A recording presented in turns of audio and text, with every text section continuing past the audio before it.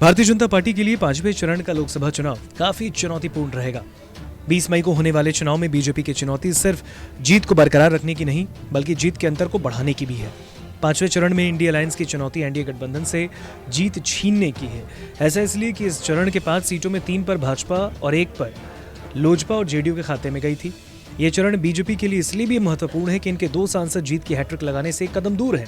इस चरण की सबसे हॉट सीट सारण लोकसभा। यहां से पूर्व केंद्रीय मंत्री राजीव प्रताप रूडी का मुकाबला आरजेडी सुप्रीमो की बेटी रोहिणी आचार्य से है। ये वही रोहिणी है जिन्होंने अपने पिता को किडनी डोनेट कर उनके प्राण की रक्षा की। सारण लोकसभा का चुनाव इसलिए भी खास है कि बीजेपी उम्मीदवार राजीव प्रताप रूडी का मुकाबला रोहिणी के पिता लालू यादव और उनकी माता राबड़ी देवी से भी हो चुका है। 2019 का लोकसभा चुनाव भी लालू यादव के समधी चंद्रिका राय से हुई थी। इस चरण में रूडी ने यह चुनाव 1,38,411 मतों के अंतर से जीता। तब रूडी को 4,99,986 मत मिले और चंद्रिका राय को 3,61,575 मत मिले। 2014 में भी राजीव प्रताप रूडी ने राबड़ी देवी को 40,948 मतों के अंतर से हराया। 2019 और 2014 लोकसभा चुनाव में मिली लगातार जीत के कारण 2024 का चुनाव रूडी के लिए न केवल जीत बल्कि जीत की हैट्रिक को लगाने के लिए भी इंपॉर्टेंट है। मुजफ्फरपुर लोकसभा का चुनाव काफी रोचक भरा है। Sitting member of parliament Ajay Nishad Muzaffarpur Lok Sabha से लगातार तीसरी बार सांसद बनने से एक कदम दूर हैं, पर 2 बार लगातार बीजेपी से जीतने वाले अजय निषाद इस बार कांग्रेस के टिकट पर तीसरी बार सदन जाने के चुनावी युद्ध में शामिल हैं। एक रोचक तथ्य यह है कि गत चुनाव 2019 में भाजपा उम्मीदवार अजय निषाद ने वीआईपी के उम्मीदवार को हराया था। आज वही उम्मीदवार बीजेपी की तरफ से उम्मीदवार होकर 2024 लोकसभा चुनाव में ताल ठोक रहे हैं। बहरहाल मुजफ्फरपुर का चुनाव नए चुनावी समीकरण के साथ एक दूसरे को चुनौती दे रहे हैं। 20 मई को यहां चुनाव होने हैं। अब देखना है कि क्या बीजेपी उम्मीदवार बदलकर अपनी जीत को बरकरार रखती है या फिर सिटिंग सांसद अजय निषाद कांग्रेस की झोली में सीट को डाल देते हैं, क्योंकि अजय निषाद अब बीजेपी को छोड़कर कांग्रेस में शामिल हो चुके हैं और कांग्रेस से प्रत्याशी है मुजफ्फरपुर में।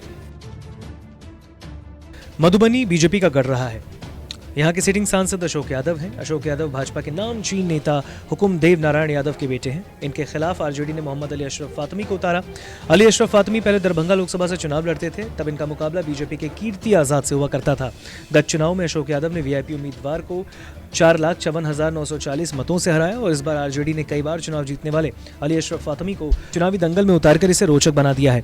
लगातार तीसरी बार सांसद बनने का सुख लोजपा रामविलास के अध्यक्ष चिराग पासवान भी उठा सकते हैं, पर ये एक लोकसभा क्षेत्र से नहीं, 2 बार जमुई से जीतने वाले चिराग पासवान इस बार अपने पिता रामविलास पासवान के क्षेत्र हाजीपुर लोकसभा सीट से चुनावी मैदान में हैं। इसके पहले चिराग ने 2014 के लोकसभा चुनाव में जमुई से भी लड़े और आरजेडी के उम्मीदवार को 85,947 के अंतर से हराया। दूसरी बार चिराग जमुई से ही लड़े और आरएलएसपी के कैंडिडेट को 2,41,049 मतों के अंतर से हराया।